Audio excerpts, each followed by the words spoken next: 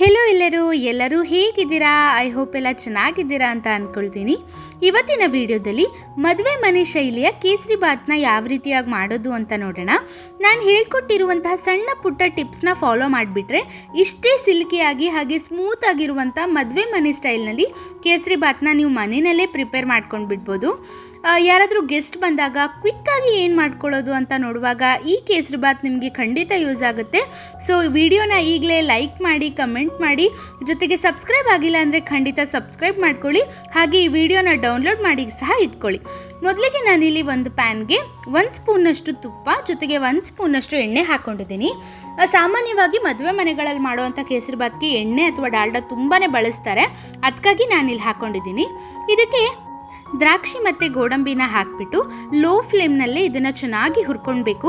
ದ್ರಾಕ್ಷಿ ಎಲ್ಲ ದುಂಡ್ಗಾಗಿ ಗೋಡಂಬಿ ಎಲ್ಲ ಬ್ರೌನ್ ಆಗಬೇಕು, ಅಲ್ಲಿವರೆಗೂ ನಾವು ಇದನ್ನು ಚೆನ್ನಾಗಿ ಹುರ್ಕೊಳ್ಬೇಕು. ಇದನ್ನೆಲ್ಲ ಹುರ್ಕೊಂಡು ನಾನು ಪಕ್ಕಕ್ಕೆ ಎತ್ತಿಟ್ಕೊಂಡಿದ್ದೀನಿ. ಅದೇ ಪ್ಯಾನ್ಗೆನೆ ಈಗ ಒಂದು ಸಣ್ಣ ಬೌಲ್ನಷ್ಟು, ಜಾಮೂನ್ ಬೌಲ್ ಬರುತ್ತೆ ಅಲ್ವಾ, ಆ ಬೌಲ್ನಷ್ಟು ನಾನಿಲ್ಲಿ ಚಿರೋಟಿ ರವೆ ಅಂದರೆ ಸಣ್ಣ ರವೆಯನ್ನು ಬಳಸ್ಕೊಂಡಿದ್ದೀನಿ. ಈ ಸಣ್ಣ ರವೆ ಹಾಕಿ ಆದ ನಂತರ ಇದನ್ನು ಒಂದ್ಸಲ ಆ ತುಪ್ಪ ಎಣ್ಣೆಯಲ್ಲಿ ಒಂದ್ಸಲ ಚೆನ್ನಾಗಿ ಹುರ್ಕೊಂಡಾದ ನಂತರ ಮತ್ತೆ ನಾನು ಇದಕ್ಕೆ 2 ಸ್ಪೂನ್ನಷ್ಟು ತುಪ್ಪ ಹಾಕ್ಕೊಂಡಿದ್ದೀನಿ. ತುಪ್ಪ ಹಾಕ್ಕೊಂಡು ಆದ ನಂತರ ಲವಂಗನ ಎಲ್ಲರೂ ಲಾಸ್ಟಿಗೆ ಹಾಕ್ತಾರೆ, ಬಟ್ ಈಗ ಹಾಕುವಂಥ ತುಪ್ಪದಲ್ಲಿ ಈಗಲೇ ನಾವು ಲವಂಗನ ಹಾಕಿಬಿಟ್ಟು ರವೆ ಮತ್ತು ಲವಂಗ ಎರಡನ್ನೂ ಸಹ ನೀಟಾಗಿ ರೋಸ್ಟ್ ಮಾಡ್ಕೊಳ್ಬೇಕು.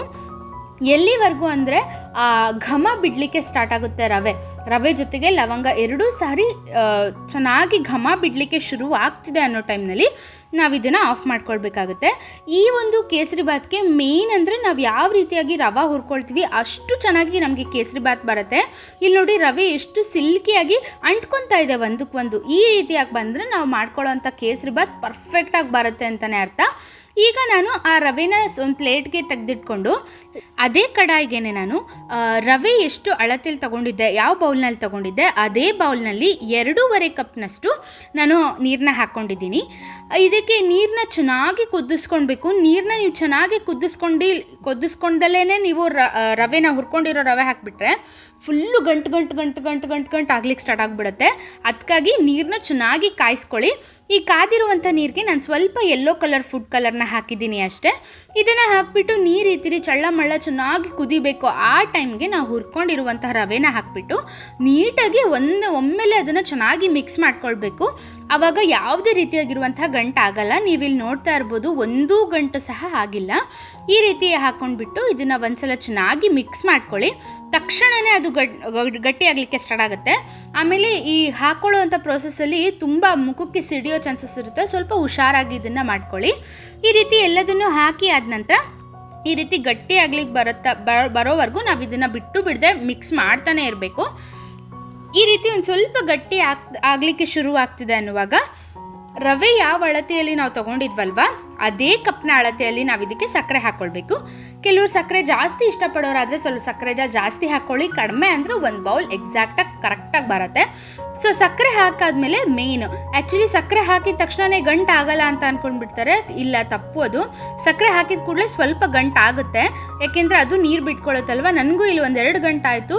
ಅದು ಸಕ್ಕರೆ ಹಾಕಿದ ತಕ್ಷಣ ಬಿಡದೆ ಮಿಕ್ಸ್ ಮಾಡಿಕೊಂಡ್ರೆ ಆ ಗಂಟು ಸಹ ಹೋಗಿಬಿಡುತ್ತೆ, ತಲೆ ಕೆಡಿಸ್ಕೊಳ್ಬೇಡಿ. ಈಗೆಲ್ಲ ಹಾಕಾದ ನಂತರ ಲಾಸ್ಟಿಗೆ ನಾನು ಒಂದು ಸಣ್ಣ ಚಮಚದಷ್ಟು ಏಲಕ್ಕಿ ಪುಡಿನ ಹಾಕಿದ್ದೀನಿ. ಏಲಕ್ಕಿ ಪುಡಿ ಹಾಕಿ ಆದ ನಂತರ ತಕ್ಷಣವೇ ನಾನು ಈ ಹುರಿದಿಟ್ಕೊಂಡಿದ್ವಲ್ವ ಆ ಡ್ರೈ ಫ್ರೂಟ್ಸ್ನ ಹಾಕಿಬಿಟ್ಟು ಒಂದ್ಸಲ ಇದನ್ನು ಚೆನ್ನಾಗಿ ಮಿಕ್ಸ್ ಮಾಡ್ಕೊಳ್ಳಿ. ಮಿಕ್ಸ್ ಮಾಡ್ಕೊಂಡಾದ ನಂತರ ಲಾಸ್ಟಲ್ಲಿ ನಾನು 1 ಸ್ಪೂನ್ ತುಪ್ಪ ಜೊತೆಗೆ 1 ಸ್ಪೂನ್ ಎಣ್ಣೆ ಹಾಕ್ಕೊಂಡಿದ್ದೀನಿ. ಅಂದರೆ ಫುಲ್ಲು ಈ ಕೈಯಲ್ಲಿ ಹಿಂಗೆ ಹಿಡಿದ್ರೆ ಫುಲ್ ಅದು ಅಂಟೋದೇ ಇಲ್ಲ, ಅಷ್ಟು ಚೆನ್ನಾಗಿ ಆಗುತ್ತೆ ಲಾಸ್ಟ್ನಲ್ಲಿ ತುಪ್ಪ ಹಾಕಿಬಿಟ್ರೆ. ಅದಕ್ಕಾಗಿ ಲಾಸ್ಟ್ನಲ್ಲಿ ಒಂದ್ಸಲ ತುಪ್ಪನ ಮತ್ತು ಎಣ್ಣೆ ಎರಡನ್ನೂ ಹಾಕಿಬಿಟ್ಟು ಒಂದ್ಸಲ ಚೆನ್ನಾಗಿ ಮಿಕ್ಸ್ ಮಾಡ್ಕೊಂಡ್ಬಿಟ್ರೆ ತುಂಬಾ ಸಿಲ್ಕಿ ಹಾಗೆ ತುಂಬಾ ಟೇಸ್ಟಿಯಾಗಿರುವಂಥ ಮದುವೆ ಮನೆ ಶೈಲಿಯ ಕೇಸರಿಬಾತ್ ಮನೆಯಲ್ಲೇ ಪ್ರಿಪೇರ್ ಆಗಿಬಿಡುತ್ತೆ. ಅಕಸ್ಮಾತ್ ಏನಾದರೂ ನೀವು ಮಕ್ಕಳು ಲಂಚ್ ಬಾಕ್ಸ್ಗೆ ಇದನ್ನು ಕಟ್ತಿದ್ದೀರಾ ಅನ್ನೋ ಹಾಗಿದ್ರೆ ನೀವು ಇದಕ್ಕೆ ಸ್ವಲ್ಪ ಒಂದು ಅರ್ಧ ಕಪ್ನಷ್ಟು ಹಾಲನ್ನ ಹಾಕಿ. ಹಾಲು ಹಾಕೋದ್ರಿಂದ ಮಧ್ಯಾಹ್ನದವರೆಗೂ ಸಹ ಅದು ಸ್ವಲ್ಪ ಸಾಫ್ಟಾಗಿ ಇರುತ್ತೆ ಅಂತ ಅಷ್ಟೇ. ಈ ನೋಡಿದ್ರಲ್ವ ಯಾವ ರೀತಿಯಾಗಿ ತುಂಬಾ ಸಿಲ್ಕಿಯಾಗಿ ಮನೆಯಲ್ಲೇ ತುಂಬ ಈಸಿಯಾಗಿ ಕೇಸರಿಬಾತ್ನ ಮಾಡ್ಕೊಳ್ಳೋದು ಅಂತ. ಸೊ ಈ ವಿಡಿಯೋ ಇಷ್ಟ ಆಗಿದ್ದರೆ ನೀವು ಸಹ ಈ ರೆಸಿಪಿನ ಮನೆಯಲ್ಲಿ ಟ್ರೈ ಮಾಡಿ ಹೇಗೆ ಬಂತು ಅಂತ ನನಗೆ ಕಮೆಂಟ್ ಮಾಡಿ ತಿಳಿಸೋದನ್ನು ಮರಿಬೇಡಿ. ನೀವಿನ್ನೂ ನಮ್ಮ ಚಾನಲ್ಗೆ ಸಬ್ಸ್ಕ್ರೈಬ್ ಆಗಿಲ್ಲ ಅಂದರೆ ಖಂಡಿತ ಸಬ್ಸ್ಕ್ರೈಬ್ ಮಾಡ್ಕೊಳ್ಳಿ. ಮತ್ತು ಮುಂದಿನ ವಿಡಿಯೋದಲ್ಲಿ ಸಿಗೋಣ. ಅಲ್ಲಿವರೆಗೂ ಹ್ಯಾಪಿ ಕುಕಿಂಗ್.